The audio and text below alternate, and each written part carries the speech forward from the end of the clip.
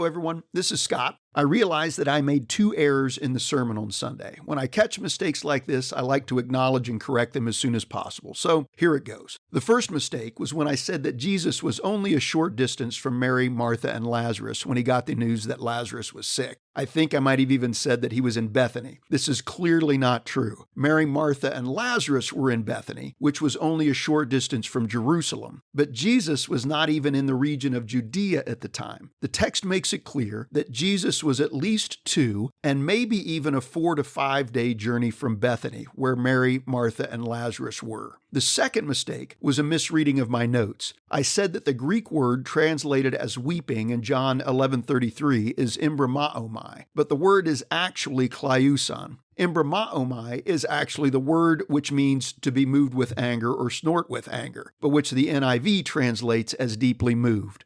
These mistakes don't affect the substance of the message, but they are errors nonetheless that need correcting, and I apologize for them. Now, here's the sermon. Okay, our scripture reading today is John chapter 11, verses 17 to 38. We're picking up this story part way through. What has happened so far is Jesus is in Bethany.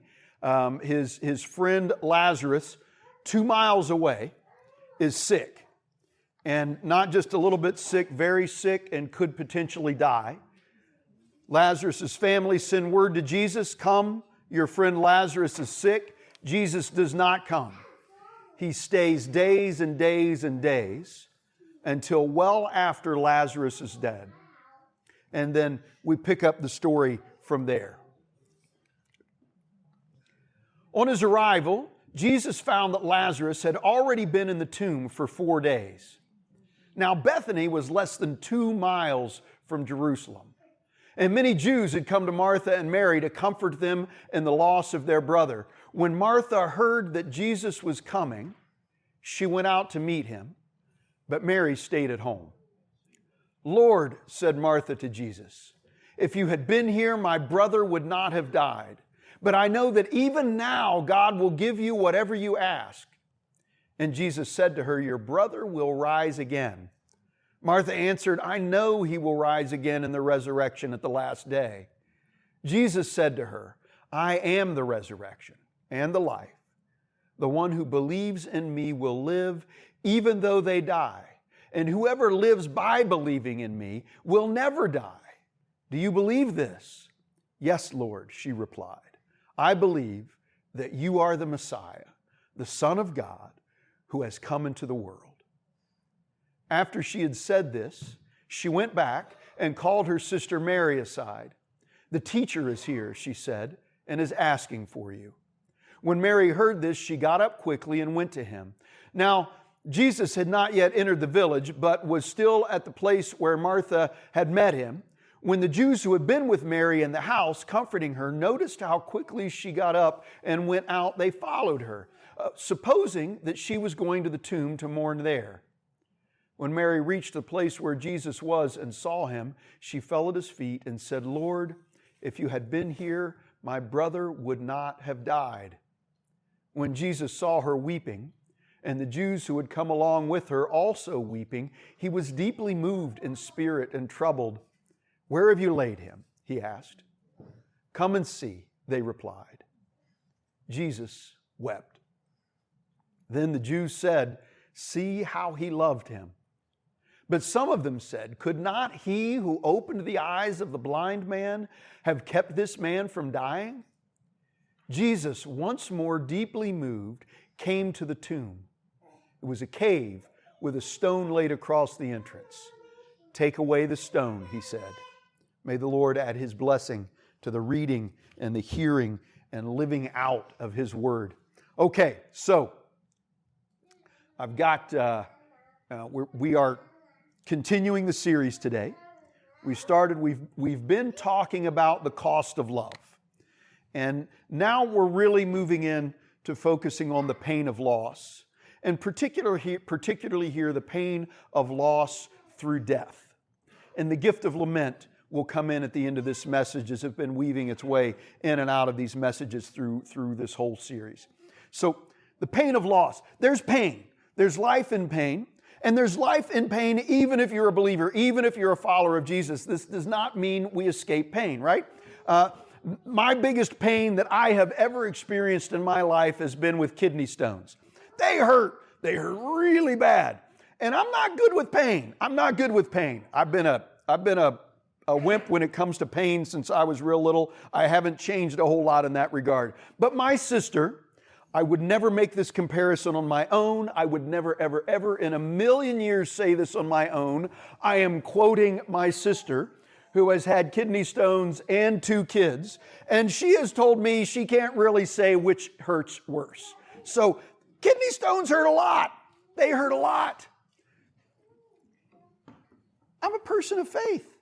I still have pain. I still have pain. That's kind of, in some respects, maybe a little bit of a trivial example, right? I mean, because, you got to say it. Kidney stones, with kidney stones, it's true, this too shall pass. And eventually they do. But there are a lot more serious kinds of pain. A lot more, serious isn't the right word, a lot more wrenching, maybe, kinds of pain. I think of my grandmother, my great-grandmother Blaine. I remember when my grandfather, her son, died of lung cancer. And I don't remember exactly how old she was, late 80s, early 90s, I think, when he passed. And I remember being at the funeral, and I remember her just weeping and crying and wailing out loud. And I remember one of the things that she said was that no mother should ever have to bury her own son. And now I've had to bury both of mine. Because her other son, my grandfather's brother Bertie, had died, worked on the river on the barges and fell off and drowned years before. And the pain that my grandmother felt was immense, all the way down to the core of her being. And my great-grandmother was a person of deep faith and had been since she was a teenager. One of her favorite stories was how she grew up in the hills in West Virginia and not too far from the Kanawha River. And when she got saved, when she became a follower of Jesus, I think she was about 13 years old, and she wanted to be baptized. Well, she needed to be baptized because her tradition said you got to be baptized. And in her tradition, you didn't get a little bit of sprinkle of water on the head. That didn't count. You had to go all the way under the water. And she always talked about, I loved hearing her tell the story, how they had to break the ice on the Kanawha River in January so she could be baptized. That's faith. There must have been some pain involved in that too. My great-grandmother was a person of deep faith. My grandmother too. My great-grandmother was a person of deep faith. And that did not diminish the pain at the death of her sons. Even that, I've got other friends who had a very different yet similar kind of experience when their young daughter, a preteen, was diagnosed with a brain tumor. And everyone prayed. And the surgery was going to be hard, and we don't know if we can do it. And they went in and they did the surgery, and everything looked wonderful. Everyone was praising God, and then the tumor came back, and it was 100% inoperable. And in a few short months, that girl was dead. And her parents, people of deep faith. And they grieved, and they wept, and they cried out to God. Being a person of faith does not insulate us from pain, including the pain of death. Faith in God does not prevent or eliminate the pain of death and loss. Even though we have the hope of the resurrection, even though we know that one day God's going to make all things right, that those who have died will rise again and receive new bodies, and those who are still alive will be changed and transformed somehow into their resurrection bodies. We know all of that. We can have that deep and abiding faith and still experience great, terrible, long pain at the death of one we love. Faith in God doesn't prevent that. It doesn't eliminate that. We're going to look at the pain here in John chapter 11 today in some pretty, I hope, deep ways that make sense to us and provide some comfort to us, not an elimination of pain kind of comfort, but some affirmation in this. Let's take a look first at Martha and Mary's pain. And I want to review a few verses that we hear about with their pain. First, before I get to those verses, I got to read this one, which for some reason I didn't put into a slide, and I'm not sure why I didn't put it into a slide, but let me read it here. I've lost it. Where did it go? I had this problem this morning. Let me just go back to the full text. When Mary reached the place where Jesus was and saw him, she fell at his feet and said, "Lord, if you had been here, my brother would not have died." When Jesus saw her weeping, and the Jews had come along with her also weeping, he was deeply moved in spirit and troubled. "Where have you laid him?" That weeping, the word in the Greek, they have different words for crying, just like we have different words for crying. And that word, embramomai, it's something like that. That's not quite it. Let me get it in my notes so I can at least make a reasonable stab at saying it properly. Maybe I won't. There we go. Yeah, embramomai. It meant to cry and weep loudly. These weren't crying tears. These weren't quiet tears. This was loud, open weeping. This was full-on pain and sorrow and heartache, very loudly and very clearly expressed. Martha and Mary were in pain at their brother's death, at the loss of their brother. Even though Martha had already said, we know he'll be raised again. We know Jesus, he'll be raised again from the dead. We know that. Still the loss cut deep. Knowing that at some point in the unknown future that you'll get a reunion doesn't diminish the pain of the separation. At least it didn't for Mary and Martha, who were people of deep faith. Deep faith. But their pain, because of that faith, had another dimension to it. And maybe an extra kind of pain that they wouldn't have had otherwise, and that they had faith in Jesus. Martha said, I know you're the Messiah. I know you're the Son of the living God. And both Mary and Martha said this, Lord, Martha said to Jesus, if you had been here, my brother would not have died. Mary said, Lord, if you had been here, my brother would not have died. They knew Jesus had the power to heal Lazarus. They knew it. They'd seen him heal other people. They'd heard the stories. They might have even heard the story. We don't know exactly where this was in the timeline, but Jesus had raised people from the dead already. Why couldn't he have saved their brother? I know my great-grandmother wondered why God did not save her children. I know my friends whose daughter died wondered why God did not save their daughter and heal her. When we have a belief in a God whom we say and we believe and affirm is all good, all knowing, and all powerful and full of love, we have a tension that naturally arises, which is then, why does a God who can stop it all allow it to continue? Why? Why did Jesus, he was just a couple miles away, why did Jesus allow Lazarus to die? Why did God allow them to go through this pain and this heartache and this grief and this suffering? Why? There's a pain and a sadness and a sorrow that goes along with that frankly I think is inherent in our faith. And being a person of faith, far from allowing or excusing us from that pain, can actually increase that pain. And I think it did that for Mary and for Martha. There is pain and loss. Now, I don't have enough time this morning and enough space to really respond to that whole question of why. But if you want to dig into that question, then join us for the Wednesday night Bible study. Every Wednesday, 6:30 up at Chester.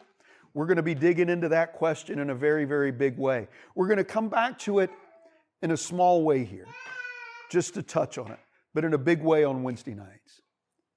But that was part of their pain. Even the people, the crowd of folks that were there, grieving and mourning with Mary and Martha at the death of their brother, even them, they'd heard the stories, and they said, couldn't he who have opened the eyes of the blind man have kept this man from dying? We don't know whether these folks were people of faith or not. But here's the thing, we as followers of Jesus, we have to be ready for that question from people in the church and outside the church. How can you say that God is all powerful and all loving and still there's all of this pain and suffering in the world? All of this pain. Let me it's a horrific statistic, but it comes as such a big number and in such it's so easy to say that it's really hard to wrap our brains sometimes around how horrific it is. I think I mentioned this in a sermon a couple weeks ago, maybe not. Might have been in one of the Bible studies. But every day, every 24-hour period in this world, 20,000 children die of starvation and treatable illnesses. Reasonable people, even reasonable people of faith, can say, God, you can prevent this. Why don't you do it? Why don't you do it? That's part of the grief. Being a person of faith doesn't excuse us from that pain. It's part of the pain. Jesus could have prevented it, but He didn't. And Jesus never scolded Mary and Martha for asking Him that question. He never rebuked the crowd for asking the question, for making the statement. Jesus could have prevented it, and He didn't. And that's part of the pain. Here's the other thing, though. And this is one of the extraordinary things about Christian faith, too, is that we see in this story Jesus' pain. Jesus' pain. Jesus, God in the flesh, suffering at the death of His friend. Let's take a look at that. When Jesus came, when Jesus saw her weeping, and the Jews who had come along with her also weeping, He was deeply moved in spirit and troubled. Jesus wept. And then Jesus, once more deeply moved, came to the tomb. And then the Jews said, see how He loved him. It's a few verses taken out of context, but we already read the whole context, so you get it. I put them up here because I'm going to break down each of the highlighted phrases for us. We're going to start with deeply moved. It's a bad translation. This is one of those spots. NIV they're all good in their own ways. They all have their own errors. This is one of the places where the NIV just really, really messes it up. Jesus, when it says Jesus was deeply moved, the Greek word there, the Greek word for deeply moved doesn't mean, it's translated deeply moved, doesn't mean that. It means angry. It means angry. Let me read you the definition. To be moved to angry, to move to anger, to admonish sternly, to snort with the notion of coercion springing out of displeasure, anger, indignation, antagonism. This is what Jesus was feeling. Jesus was snorting with rage, kind of angry over the death of His friend Lazarus. That's deeply moved, just doesn't, deeply moved, you kind of get that sense of a pious, he was deeply moved. He was so angry, noises were coming out of Him, is how angry He was. He was that, and He was troubled. That's perfect translation. That word just means agitated, stirred up, troubled. He was angry. He was distressed. He was disturbed. And He was snorting with rage. And Jesus wept. Different word from the one used of Mary and Martha and their weeping. This word means silent tears, crying silently. So with all this going on, all of this anger, all of this rage, and tears just streaming down His eyes. When it says once more Jesus deeply moved, now He's angry again. There's a whole teaching about stages of grief, and the original teaching was really good. It's gotten messed up over the years. People have misapplied it, and the word stages is not a good word. And you've probably heard this before. You go through denial, you're numb, then you're bargaining, and you're angry, and finally you reach a place of acceptance, and then you're finished with the stages of grief. That's a bad teaching. The original teaching was not that. It was more than stages of grief, it was more aspects of grief. And so one day, or maybe throughout the course of a single day, you might feel angry, and then sad, and then you reach maybe a place of acceptance, then you're angry again.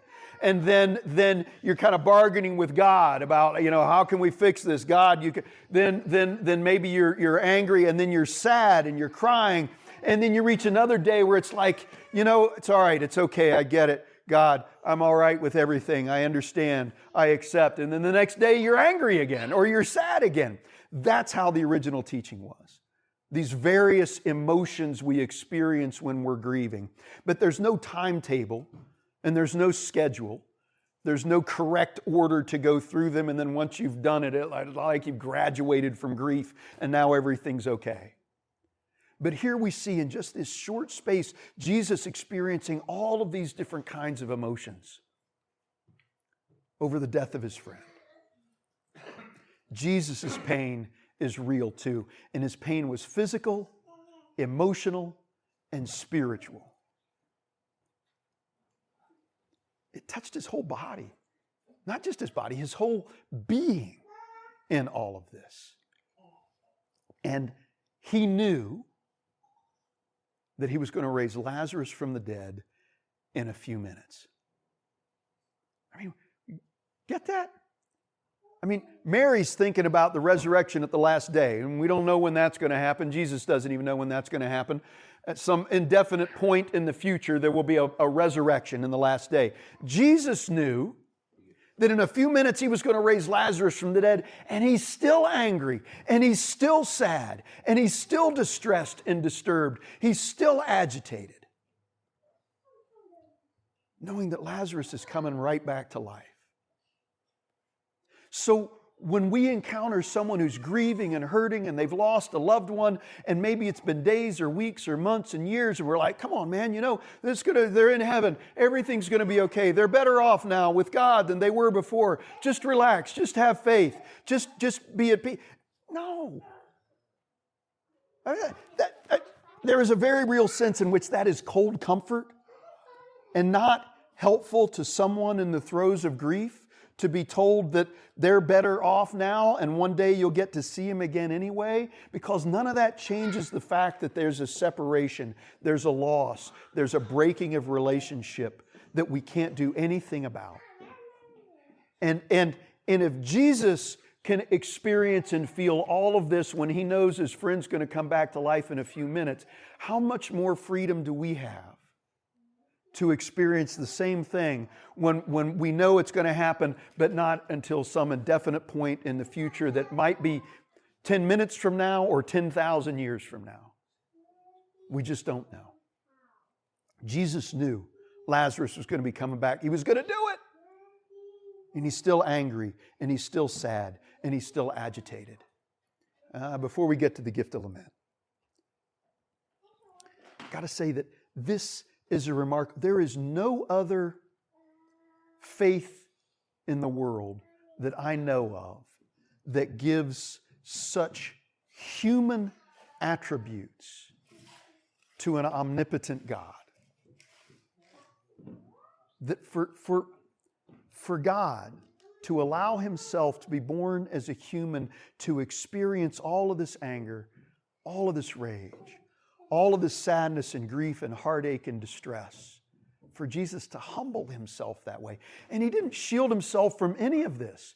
He wasn't born. He didn't insulate him from the worst pain of human experience by being born into a palace or a mansion where wealth and prosperity could shield him from some of these things. He was born into a poor family, a blue-collar family, and then he became poor. He died homeless. He experienced the worst of it. He walks through it with us. And he has given us, by his example, an expression of the gift of lament that we can read about in the book of Lamentations. The gift of lament, space and permission within life of faith to feel and express pain of loss, including sorrow and anger, in all its emotional, spiritual, and physical fullness. Let me read you a few verses from the book of Lamentations, chapter 3. Now remember in Lamentations chapter 2, I talked about that a couple weeks ago. This was after Jerusalem has been sacked by the Babylonian Empire. The suffering is on a scale that none of us can even imagine. People had been starving to death to the point of cannibalism within the city. Before the Babylonians finally broke through the walls and the siege was ended by being people put to death by the sword, people were burned alive in fires. They starved to death. They killed each other to eat each other, was how bad things got for some of those folks. It was awful. And part of their lament is they blamed God. They said, Lord, why did you do this to us? Why did you allow this to happen, Lord? That was in chapter 2. Chapter 3, we see lament moving on to different kinds of expressions. And that's when I want to read some verses from chapter 3. See if this doesn't sound familiar. We're insulted and mocked by our enemies. We have been through disaster and ruin. We live in danger and fear. My eyes flow with rivers of tears at the destruction of my people. That sounds like Jesus.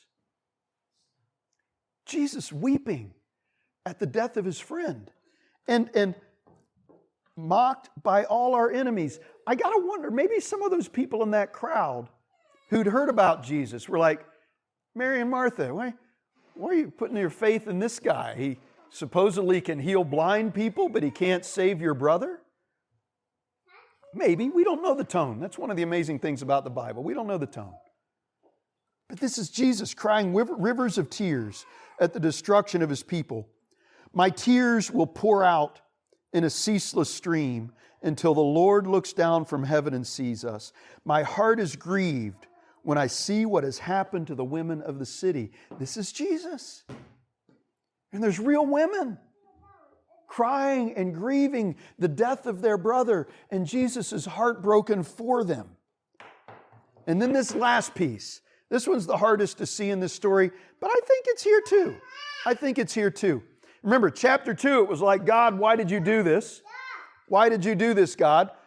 These Babylonians were the ones that actually they pointed their finger at God.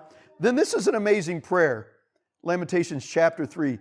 Punish them for what they have done, O Lord. They're talking about the Babylonians now. Curse them and fill them with despair. Hunt them down and wipe them off the earth. Do you hear the anger in that? The anger, the rage at the cause of this heartache, the cause of this pain, the cause of this suffering they've experienced. Now, this is not Lamentations 2 contradicting Lamentations 3 or vice versa. This is part of what we do with lament is we give it all to God. We put it in God's hands. This wasn't, let's gather the troops and let's go kill our enemies ourselves. This was, God, this is on your hands. You need to take care of this. You need to take vengeance, God.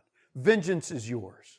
It's putting it in God's hands, but it's not denying the anger that the pain and the death and suffering create within us. It's blessing that anger in a real way. It's sanctifying it. Oh, dude. Yeah, it's all right. That's okay.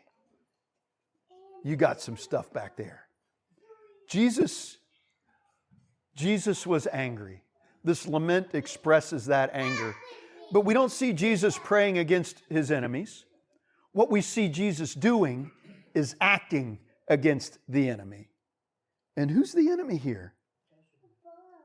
The enemy, it's not Mary and Martha. He's not angry at them because they didn't have enough faith.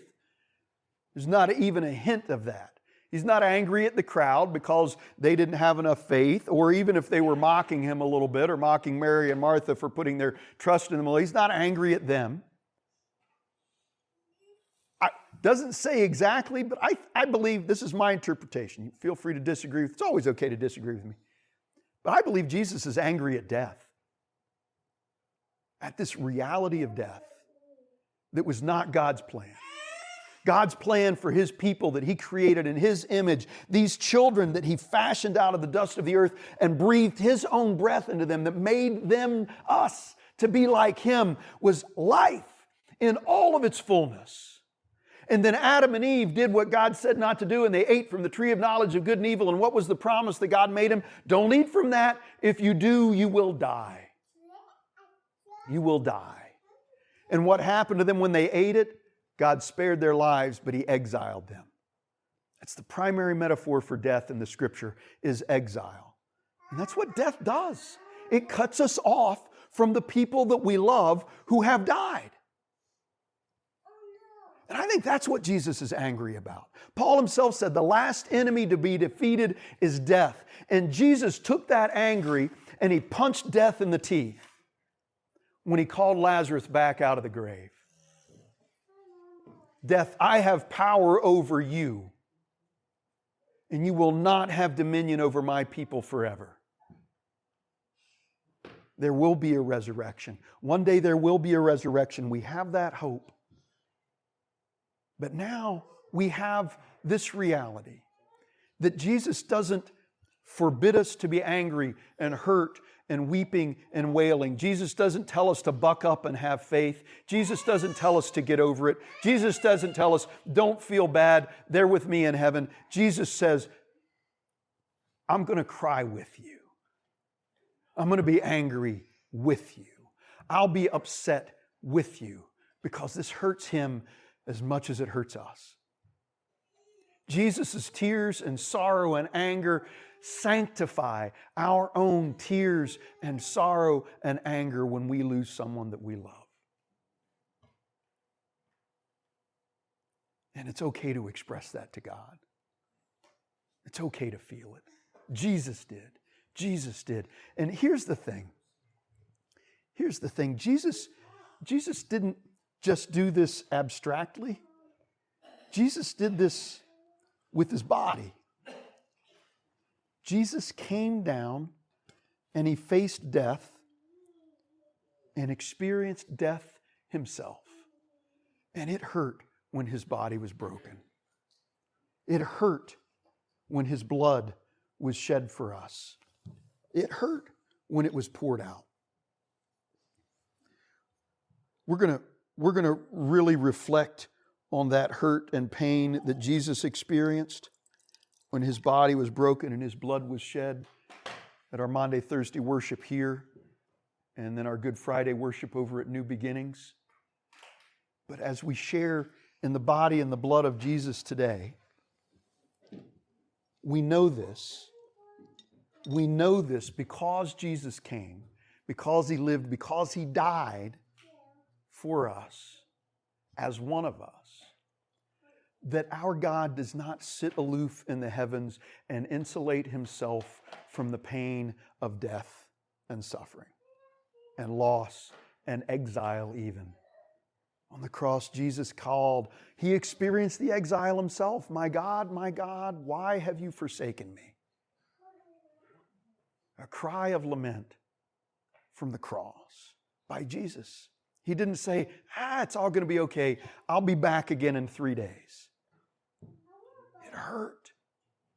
There was pain. There was suffering. And at least one of the responses we have to folks when they say, how can you believe in a God who loves and say he's all powerful and yet there's still so much suffering in the world, is that we can say, I don't really understand that, but I can tell you this, that God himself has experienced the pain and the suffering of this world. He didn't insulate himself from it. He chose to live among us as one of us and experience it, to go through the pain with us.